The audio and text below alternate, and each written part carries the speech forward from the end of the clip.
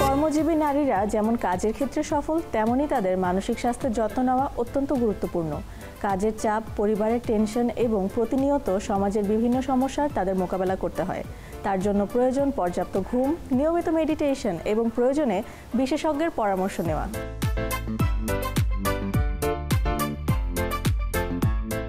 বর্তমানে এই নারীর ক্ষমতায়নের যুগে প্রচুর কর্পোরেট নারী রয়েছে।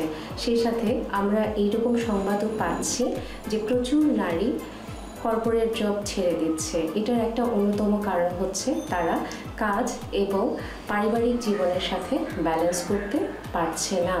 প্রফেশনাল লাইফ এবং পার্সোনাল লাইফকে যদি ব্যালেন্স করতে হয় তাহলে একটু তো নিজের যত্নই নিতে হবে।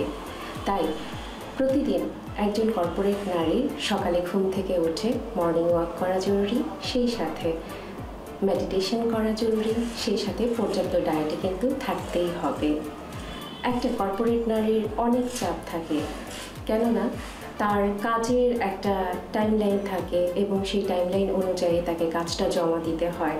সেই সাথে তার পারিবারিক বিভিন্ন দায়িত্ব থাকে। এই দুটোর ব্যালেন্স করতে গেলে আমাদেরকে জানতে হবে যে কর্পোরেট কমিউনিকেশনের আর্ট এবং সেই সাথে অফিসের কলিগ, অফিসের বস সবার সাথে একটা ভালো সম্পর্ক বজায় রাখতে হবে।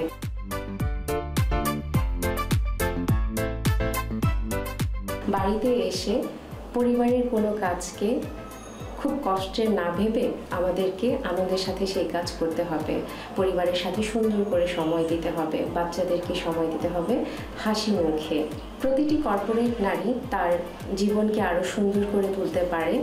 প্রত্যেক সপ্তাহের যে ছুটির দিনটি থাকে সেই ছুটির দিনটিকে পারিবারিক সময় কাটিয়ে এবং মাসে একটি ভালো স্কিল ডেভেলপমেন্ট ওয়ার্কশপ একটা কর্পোরেট নারীর আরও বেশি কনফিডেন্স বাড়াবে।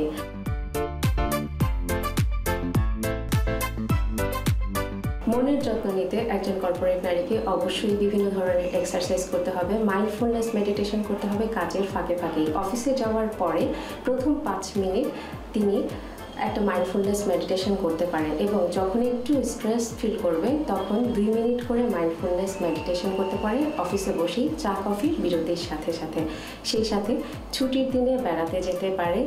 আর 3 মাস পর পর একটা ব্রেক নেওয়া যায় একটা ছোট্ট ট্যুরের জন্য। এভাবেই একটা কর্পোরেট নারী তার পারিবারিক জীবন এবং কাজের জায়গাকে ব্যালেন্স করে তার জীবনে সাফল্য আনতে পারে।